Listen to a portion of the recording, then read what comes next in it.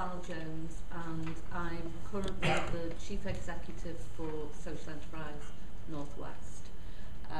But what I'm going to share with you this morning is my European journey.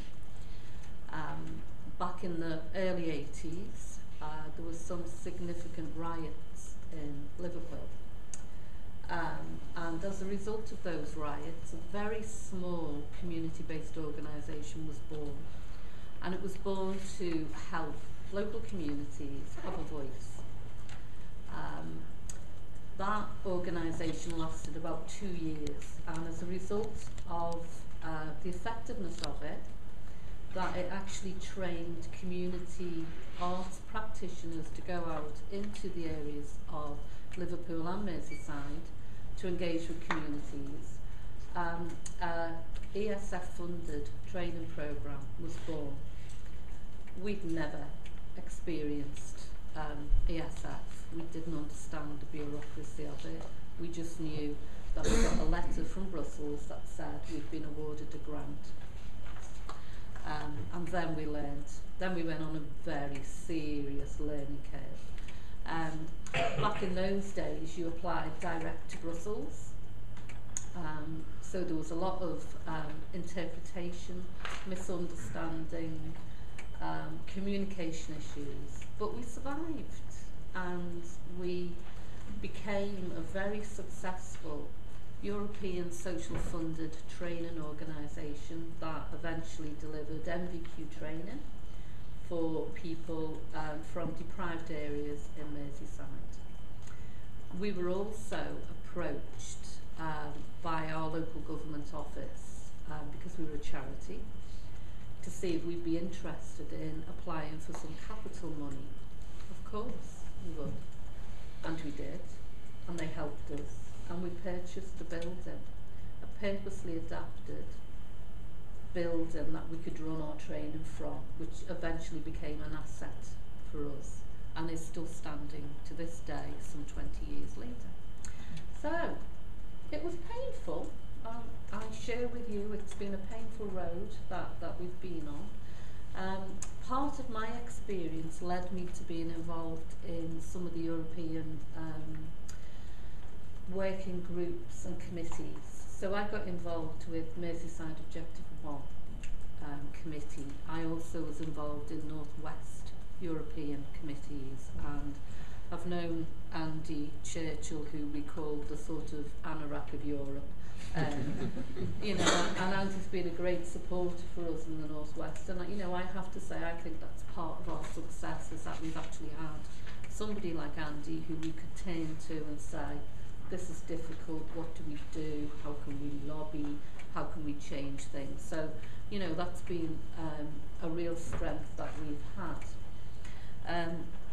I moved and got really involved in social enterprise, and I'm really passionate about social enterprise. I can see on the ground what a social enterprise can do, what the impact it can have, the entrepreneurial spirit that is there, but the real difficulty in moving that idea and that vision and those skills into a tangible output is a real journey for people to go through.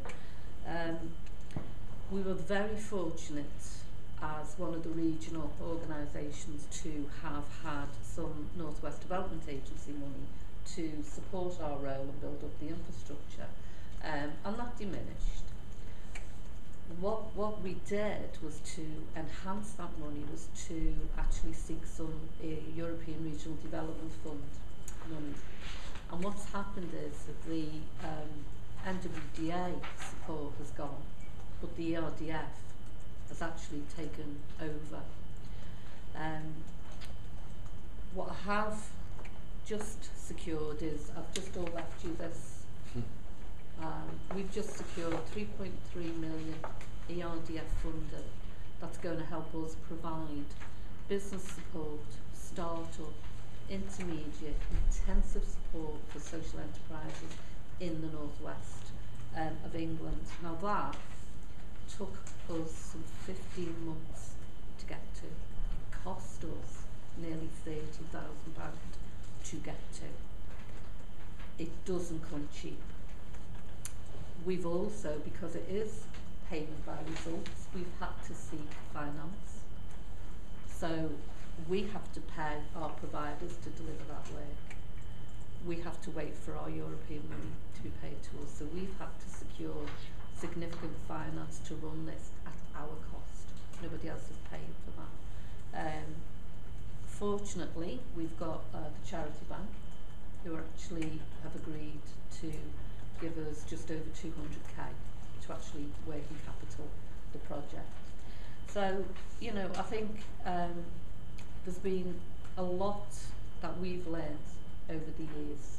European money is bureaucratic, without a doubt, but it also brings significant benefits to individuals and communities and businesses in the areas that we really struggle to achieve our outcomes and support for. So I'm here, 20, don't know how many years later, I've survived, and I'm passionate about making sure that we can access European money. We're, you know, due it, we're entitled to it, and it can really bring some real benefits. The one thing that I have added into this programme, which was not an ERDF requirement, is I've built in LM3, local money multiplier. I want to find out how the local money in these communities has increased at the end of this intervention. That's not been a requirement by ERDF or by local government. It's something that we're passionate about, and that we think at the end of this we can turn around and say, there's the extra value that 3.3 million brought to the table. And by doing that, we're hoping that we can actually develop a platform for that way of evaluating and looking at the intervention that ERDF can bring through our support.